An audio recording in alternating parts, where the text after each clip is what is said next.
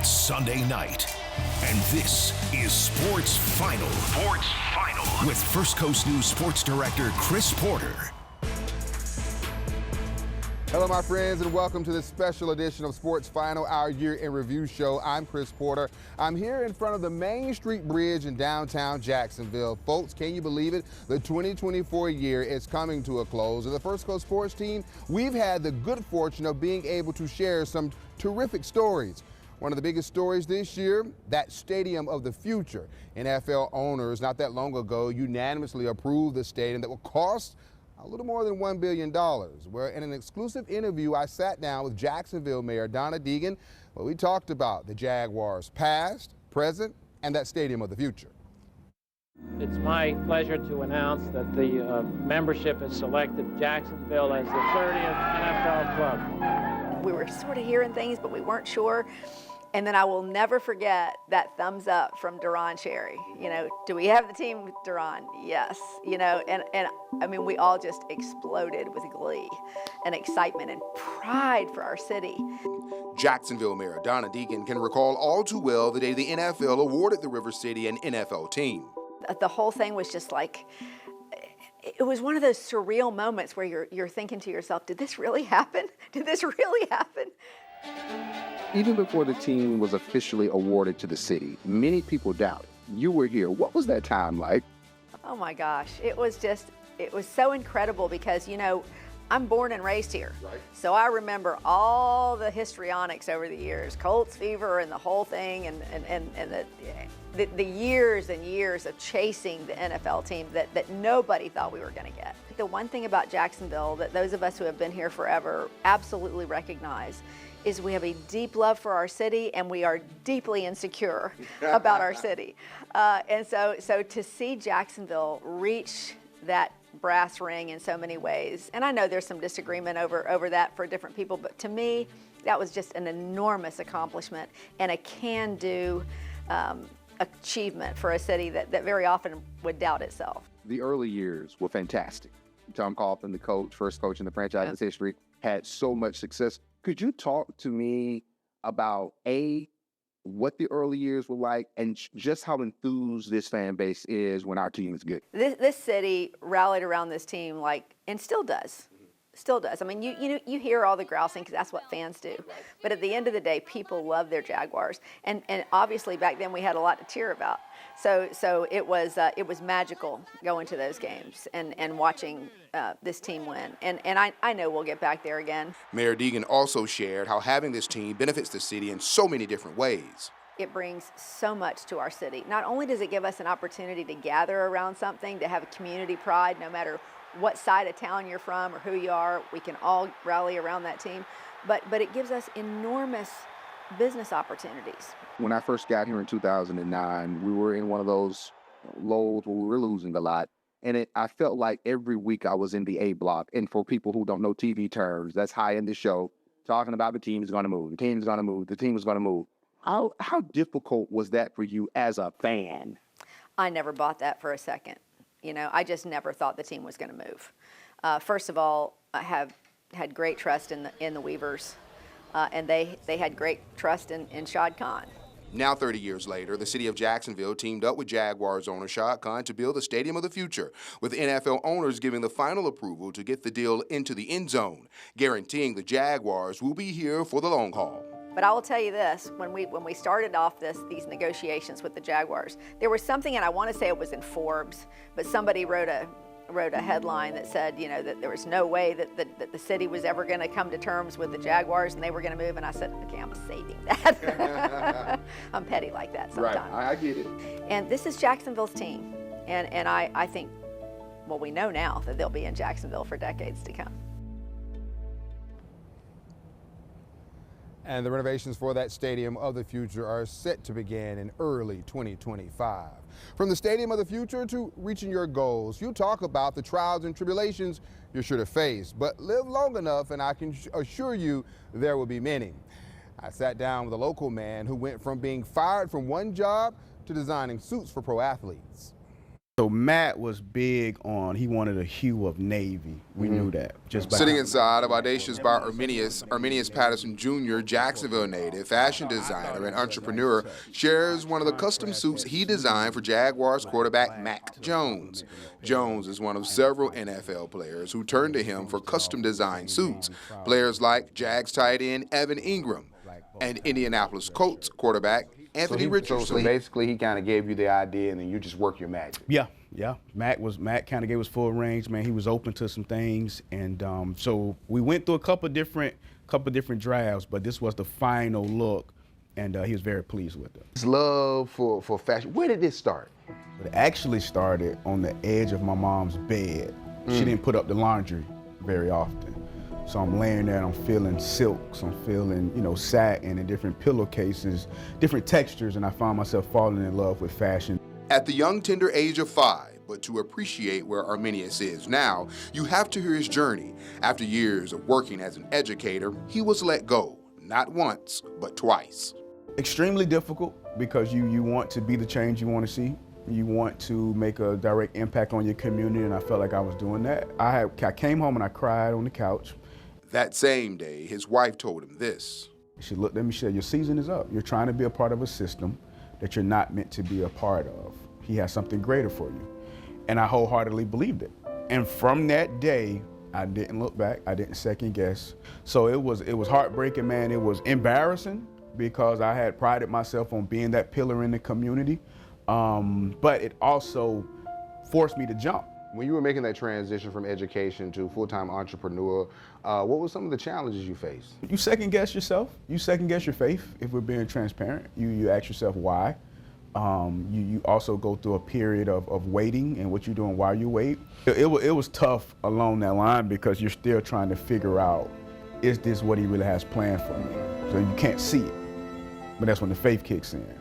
Arminius says faith without works is dead, so he got to work. The young boy who dreamt of being a fashion designer is dreaming no more, seeing his work being featured in magazines like Vogue. It's a testimony, Arminius says he's honored to share. Glad that we're able to do this so they can see a fashion designer that can come from the same neighborhoods as them, from the north side of Jacksonville, 45th and Moncrief, and be something different, man. Your zip code doesn't determine your success.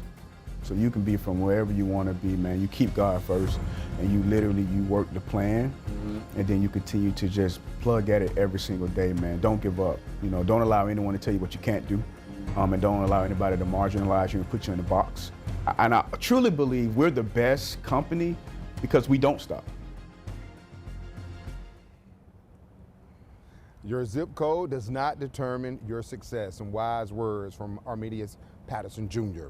The Bolles Bulldogs welcome a 23-year-old to take over their girls' lacrosse program. She's Anne-Marie Holly, and she's from Jacksonville. Coach Holly has done a terrific job with the program. Shaz Pirani sat down with her as he shares her incredible journey.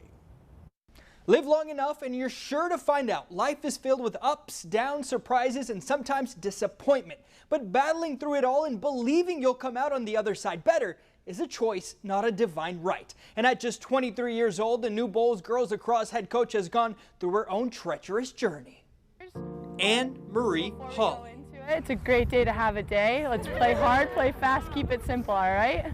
The first ever girls lacrosse athlete from Florida to play at Syracuse University. My dad played and was my coach, and with 3 brothers, we just always had a stick in our hand and just can't remember it without it. Anne-Marie's time in New York was short-lived due to being medically disqualified her sophomore year. I've had 10 knee surgeries since 8th grade until about 3 years ago. It was kind of just like a roller coaster of up and down of playing and not playing, and really affected me in school with like family, friends and stuff more than I realized. So Anne-Marie made a decision to step away from the game completely for her mental health. I didn't think I would come back to lacrosse really, but set some goals for myself to learn something different outside of lacrosse, and kind of just took off. Like I fell in love with surfing, and yoga's been great just to stay in shape and just kind of go inward. Going through so much at such a young age, the Bolles girls lacrosse head coach wants her athletes to know that there's more to just the game. Just to grow more as a person than an athlete out here, and everything you take on the field can be taken elsewhere and into class with relationships with family or work or any goals you really have. As for the X's and O's, Yes, Sammy! the biggest challenge for Coach Holly remains physical. Trying to teach them without showing them, because I still can't really run and play like I did. Moving forward, Anne-Marie will live her journey through 5 simple words. One day at a time. Reporting, Shaz Barani, First Coast Sports. High school football fans are still finding it hard to cope with the death of beloved head coach Sherron Dorsey, who died earlier this year. Dorsey, I tell you, he was one of those guys that everybody who came in contact with him loved him.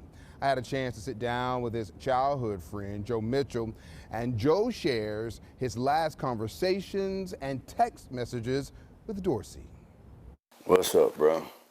What you doing? Man, just pulling up to the house. Darn, what's wrong, bro? I want you to come this way to come get me. Scrolling through his text messages, Joe Mitchell, Sherron Dorsey's childhood friend, reads the last text exchange between him and Dorsey. I'm coming your way later so we can talk. Okay, that's cool. I love you, bro. I love you more. I'm my brother's keeper. No doubt you is. That's why I love you, bro. I'll see you soon. Only Mitchell did not get to Dorsey in time. However, on Sunday and Monday, the friends spent both days together, enjoying time at the Riverwalk and at Joe's house. Man, we laughed, talked about the good old days. He was just telling me I had 10 weeks to recover, and I'm gonna make sure I get them 10 weeks done. Dorsey was recovering from a stroke and was wheelchair bound. We didn't really talk about it as much. We just talked about life. You know, how blessed he is to have a second opportunity to be alive. Mitchell says when he dropped Dorsey off Monday, he said this. You know, I told him, I was like, bro, I love you, man. He was like, bro, I love you more. I said, I'm my brother's keeper. He said, no doubt. I know you are. Mitchell then made the 30-minute drive back home, only to get a phone call from Dorsey's son, CJ. I say, please get here. No, Dad. Please hurry up. Mitchell says CJ hung up the phone, so he rushed to the hospital. So once I got there, CJ was already out in the emergency room just crying, saying, no, my daddy gone. His friend of 30-plus years was dead. The most I'm gonna miss is them I love you texts, bro. When a man give you your flowers before he leaves, man, that's different. Like, the conversation I had with him Monday, it was really all about me. It wasn't about him. It was about, he appreciated what I did for him and what I did for his son. I'm gonna miss him, you know, miss his smile, miss that 6'7" giant. Who loved and gave others all he had in just 45 years of life. A legend, kind-hearted, a big teddy bear, a guy who liked to joke, liked to see others smile. Made sure a lot of kids who played for him understood that you have a father figure as a head coach. Did you know the Jacksonville Icemen aren't the only hockey team here on our First Coast? There's an all-girls team, the Jacksonville Lunas. Ashley Gonzalez shined the spotlight on the ladies. The Jacksonville Lunas are growing the sport of hockey, and even more so for girls. They were brought to life just 2 years ago, and now they've added more age groups because the demand to cut up some ice is going up. I caught up with the Lunas, who told me from their lens what all the buzz is all about and how this team gives them the opportunity to dream. 1, 2, 3, Lunas! All right, let's go. Peyton Lloyd started playing hockey almost 3 years ago, and it all started when her dad took her to a hockey game. When I was 10, my dad took me to an Iceman game, the Jacksonville Icemen, and kind of just fell in love with the sport. She reached over and she was like, Dad, can I do this? And I was like, I don't know, because I didn't know that we had rec hockey and the Igloo program. Girls hockey wasn't a sport Peyton's dad necessarily grew up watching. I'm from the mountains of East Tennessee. We had baseball and basketball and football. That was about it. Once Peyton got the hang of hockey, she loved it. Oh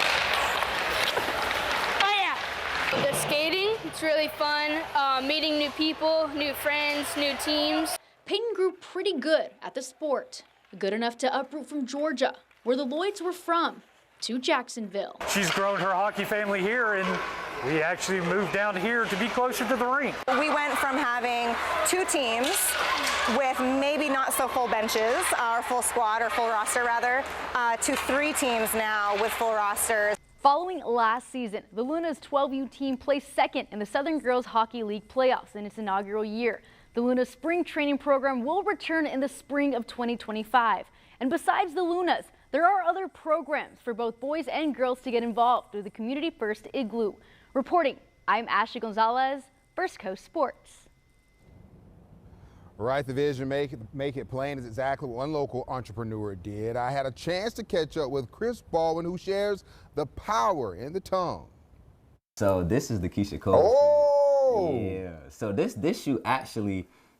This was at Veterans. Yeah, this got 17-year-old Chris Baldwin, who's a senior at Duval Virtue and owner of Endless Vision, beams with joy as he shows me video of his shoot with R&B singer Keisha Cole. 1,000 on TikTok, 500K on Instagram. The Grammys even commented on it. Really? Yeah, it was like. Chris is a content creator that found his passion for shooting videos and photos while playing around with a camera in the 9th grade. Once I seen how interactive it was, I just fell in love with it. This after falling out of love with basketball.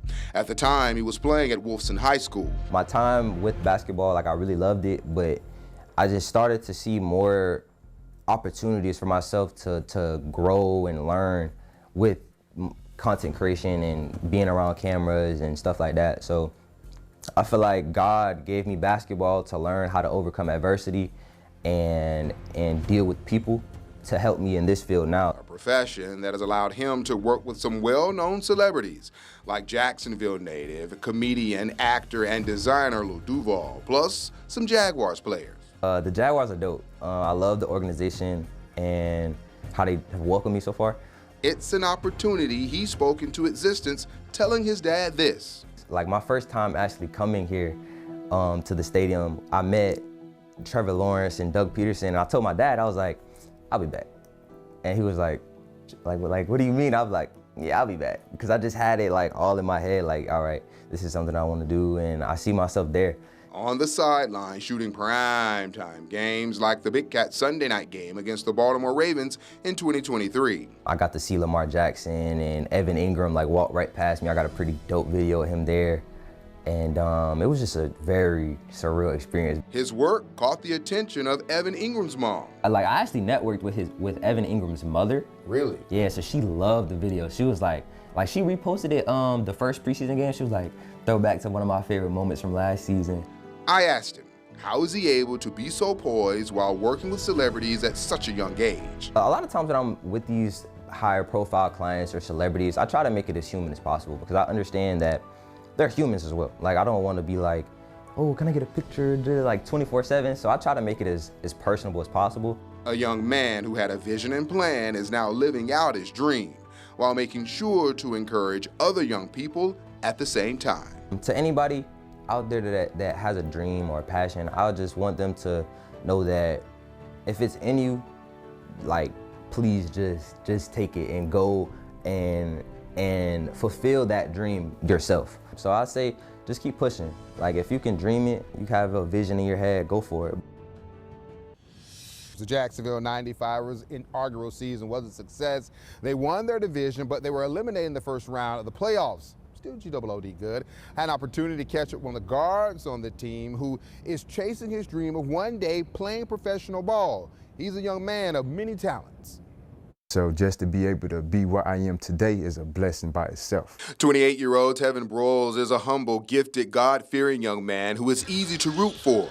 Raised in a small town in Mississippi, this Jacksonville 95ers guard loves the game of basketball. My mama used to have us in Upward and everything like that, and I was just a dominant force. I was so much better than my competition. Tevin comes from a family of hoopers. His dad played, his mom played, so too did his 3 siblings. So you're 28 years young, you were introduced to the game at 5, so for about 23 years you've been chasing a dream. Yes, I have. What is that dream that you're chasing? My dream is to be in the NBA. It's a dream he's continuing to chase here in the River City. Hey, what do you want to say to those naysayers who say, man, yeah, right? I would say don't put your faith in man, put your faith in God. Because he already confirmed what it is. He already knows the plans that he has for your life. Tevin admits his basketball journey can be best described as a roller coaster, but there have been two constants, his faith and his family. Other than God, I would say I give them most of the credit, because their support is what allowed me to continue to pursue and do what it is that I'm doing. These eyes of mine are almost 45 years old in July. But correct me if I'm wrong, when I asked you the role that they played in your success, I felt like you got a little emotional. Yeah, because they are extremely important to me, because to me it's nothing like family. And like I said, who I've known my entire life. And so we have a bond that is unbreakable. On this basketball journey, I'm assuming they're the ones that are saying go when naysayers are saying stop. Yeah, absolutely. I don't listen to anyone that's discouraged me or derail me from what I believe that what God has for me. Sometimes you have to be insane when you're pursuing something. But what most people don't know is that you are a singer. Yes, I am. I am blessed. I really am. This is a gift I feel like God just blessed me with. And baby, I'll be sitting here. Tevin says his grandmother had them in the choir as kids. Does music and basketball go hand in hand, and how so? Yes, I would like to say whenever I need to express myself, I put my thoughts and I put my feelings into a song. Tevin says he used to be shy about singing, and he did not truly embrace singing until 2019. What was holding you back? You come from a singing group. What was the root of the fear? I would say a lot of self-consciousness, not really knowing what it is that I'm capable of. Now he knows who he is, a man chasing the NBA and a music career, hoping along the way he inspires others. I guess I symbolize hope. You understand what I'm saying? For the people that come from where I come from, that look like me, or in similar situations, that you can do it too. You understand? Don't stop. Don't listen to anybody that tell you otherwise. Constantly have that faith in God and in yourself, and you can achieve anything that the mind conceives.